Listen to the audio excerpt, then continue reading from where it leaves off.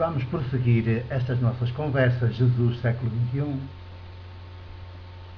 assim num tom ameno, profundo, sim, teologicamente profundo, e também da hermenêutica bíblica, século XXI.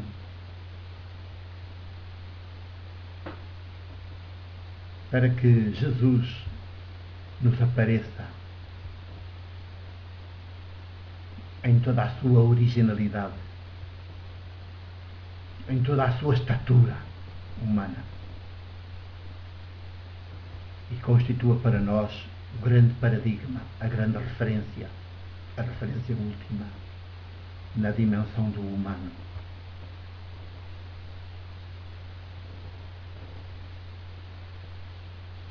Em quem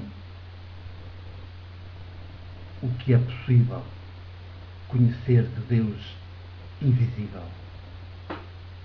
se tornou conhecido, se torna conhecido, se está a tornar conhecido, século XXI.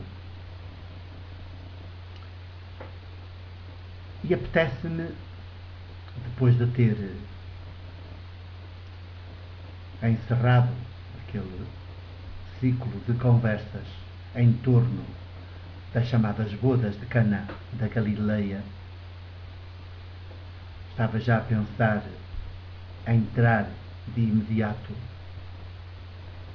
ainda dentro do Evangelho de João, numa temática, num relato, numa narrativa teológica também, e com algo de histórico, na narrativa com que termina o capítulo 2 deste Evangelho de João, e que tem referências ao Templo de Jerusalém e à Páscoa dos judeus. Mas entre o final daquele ciclo de conversas sobre as bodas de Caná e o início deste outro ciclo de conversas, vai assim por etapas, porque eu também não posso estar a conversar em contínuo.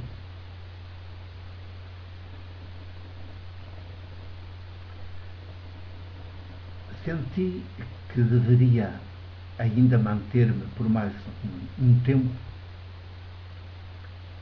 na temática das bodas de Caná. Eu disse-lhes, se já ouviram, eu disse-lhes que Jesus, ao iniciar nesta versão do Evangelho de João, das comunidades joânicas que escreveram este Evangelho, ao iniciar e ao anunciar a sua missão, a dar início à sua missão política para realizar na história a política de Deus Criador e de Deus Libertador, o Deus Criador e Libertador, que é o nosso Abba, Jesus e nosso. Disse-lhes que Jesus atentou e desmascarou, e hoje apetece-me dizer, derrubou, fez em cacos o que havia de mais sagrado, o institucional mais sagrado do seu povo. Porque Jesus é judeu por nascimento, mas é por opção, por prática, porque possuído, habitado, plena, integralmente pelo Espírito de Deus Criador, Libertador, é irmão universal, é património da humanidade.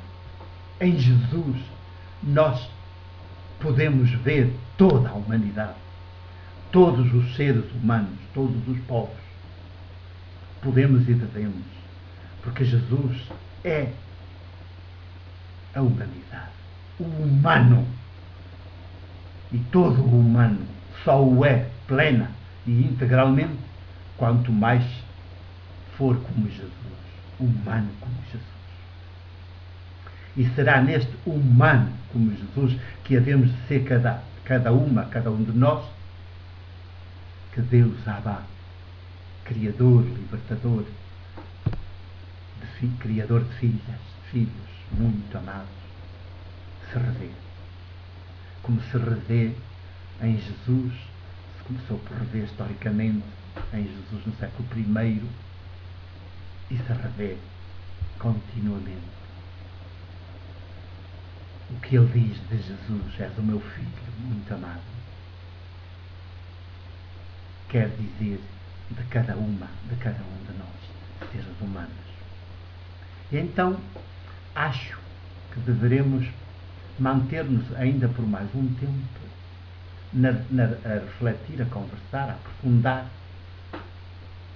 esta revelação e revolução teológica de Jesus. Que instituição mais sagrada era essa, é essa, que Jesus escaqueirou, não deixou pedra sobre pedra, desfez tudo em caos, não ficou nada de pé. Eu já a insinuei, mas não disse assim de forma tão explícita como hoje quero deixar aqui bem claro, e trazer para o nosso século XXI essa revolução teológica de Jesus. Pois o que havia, certamente que é o que ainda há de mais sagrado para o povo judeu, também no século XXI, pelo menos aquela parcela de povo judeu que continua na linha de Moisés e daquela fé mosaica, e portanto continua a ler todos os sábados o Primeiro Testamento, o Pentateuco, a lei, os profetas e os salmos da Bíblia hebraica. Ainda é o que havia e que ainda é hoje, o que era e o que ainda é hoje para o povo judeu de mais sagrado, que Jesus escaqueirou de alto a baixo, é a chamada aliança. A aliança entre Deus e Israel, entre Deus e o povo judeu. A Bíblia, no seu conjunto de livros, é uma pequena biblioteca, pequena grande biblioteca, no seu conjunto de livros, é isso que procura anunciar, incutir. Eu ia dizer despertar, mas acho que é mais incutir nos judeus. E isso faz depois aquela unidade, que aquele povo à parte, que historicamente eles ainda hoje são, no sentido étnico e no sentido bíblico, no sentido da fé mosaica. Parece que é o Pentateuco que os congrega, que os une. Jesus é judeu, filho de Maria. Porventura, essa donzela, como já lhes disse, e sangra na alma e o coração quando o digo, porventura, violada por um soldado romano. Jesus é judeu, mas tem nas suas entranhas não o judaísmo, mas o Espírito Criador, libertador de Deus. E por isso, à medida que cresceu em idade, em estatura, em graça, em sabedoria, ele vem a entender tudo de uma forma completamente nova, radicalmente nova, e vai anunciá-lo e praticá-lo já por si.